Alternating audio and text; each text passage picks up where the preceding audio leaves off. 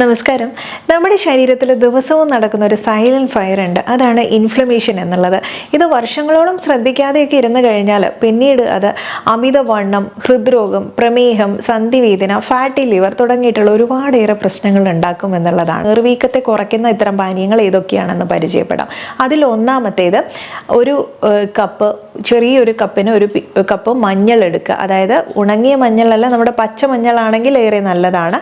ഒരു കപ്പ് മഞ്ഞൾ, അതുപോലെ ഒരു വിരലിൻ്റെ വലുപ്പമുള്ള 3 ഇഞ്ചിയുടെ പീസ്, ഒരു 6 നെല്ലിക്ക, പച്ച നെല്ലിക്ക, അതുപോലെ കറിവേപ്പില, നാടൻ കറിവേപ്പില 1 കപ്പ്, ഒരു 6-7 കുരുമുളക്. ഇതെല്ലാം കൂടെ നന്നായിട്ട് അരച്ച് പേസ്റ്റാക്കി എടുക്കുക. എന്നിട്ട് അതൊന്ന് അരിച്ചെടുത്ത്, വെള്ളം ചേർക്കാതെ തന്നെ അരിച്ചെടുത്ത് കഴിഞ്ഞാൽ നിങ്ങൾക്ക് അതിൽ നിന്ന് കിട്ടുന്ന ആ ഒരു സത്ത്, ഐസ് ക്യൂബ് വയ്ക്കുന്ന ട്രേ ഇതിലൊക്കെ ആക്കി വെച്ച് കഴിഞ്ഞാൽ ഓരോ ദിവസം രാവിലെയും ഇത് ഫ്രഷായിട്ട് ഉണ്ടാക്കാൻ നിൽക്കേണ്ടതില്ല.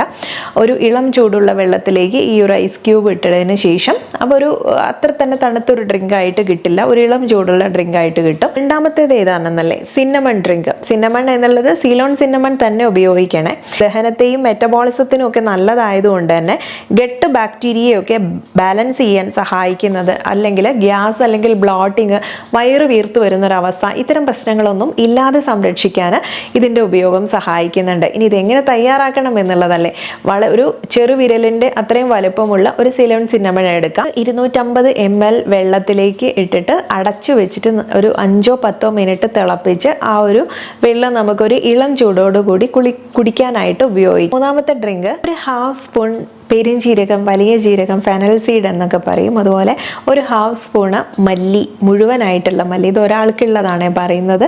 ഇതൊരു 300 ml വെള്ളത്തിലിട്ട് അടച്ചു വെച്ചിട്ട് തന്നെ നന്നായിട്ട് തിളപ്പിക്കുക 5-10 മിനിറ്റ്. എന്നിട്ട് ഇളം ചൂടോടുകൂടി ഇത് കുടിക്കാനായിട്ട് ഉപയോഗിക്കാം. ഇനി അതല്ലെങ്കിൽ നിങ്ങൾക്ക് രാത്രി ചൂടുള്ള വെള്ളത്തിലേക്ക് 1/2 സ്പൂണ് വീതം ഇതിട്ട് വെച്ചിട്ട് പിറ്റേ ദിവസം രാവിലെ ഇത് സ്ട്രെയിൻ ചെയ്തിട്ട് അത് തന്നെ കുടിക്കാനായിട്ടും ഉപയോഗിക്കാവുന്നതാണ്. ഇനി നാലാമത്തേത് അജ്വൈൻ വാട്ടറാണ്. ഈ അജ്വൈൻ എന്നുള്ളത് അറിയാം നിങ്ങൾക്ക്, അയമോദകം എന്നുള്ളതാണ്. അയമോദകം 1 സ്പൂണ് 300 ml വെള്ളത്തിലിട്ട് തിളപ്പിച്ചിട്ട് അടച്ചു വെച്ച് തിളപ്പിക്കുക. ഇതേപോലെ തന്നെ സ്ട്രെയിൻ ചെയ്തിട്ട് ഒരു ഇളം ചൂടോടുകൂടി കുടിക്കാനായിട്ട് ഉപയോഗിക്കും. നെക്സ്റ്റ്, ഒരു 8-10 തുളസി ഇലയും ഒരു 4-5 പേരക്ക ഇലയും കൂടെ ഒരുമിച്ചിട്ടിട്ട് ഇതുപോലെ ഒരു കപ്പ് വെള്ളത്തിലിട്ട് തിളപ്പിച്ച് ഒരു 5-10 മിനിറ്റ് അടച്ചു വെച്ച് തിളപ്പിച്ചിട്ട് ഇളം ചൂടോടുകൂടി കുടിക്കാനായിട്ട് ഉപയോഗിക്കാം.